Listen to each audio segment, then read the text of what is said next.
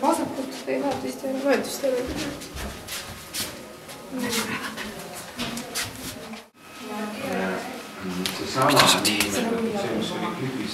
Punupatsi.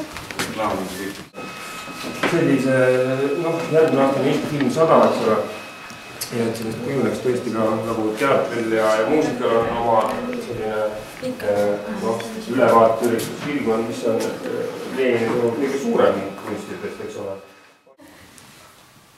Vali Eesti film.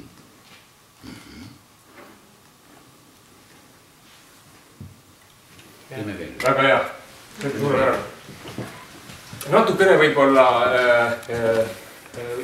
tempokamalt selles mõttes, et see vahepeal nagu mõttes oli korraks. Ja aga teie emotsioon on siis suurem natukene. Jah. Tehke kohe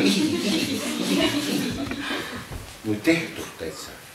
Härra Kark, miks peaks üks inimene Eesti filmi üldse vaatama?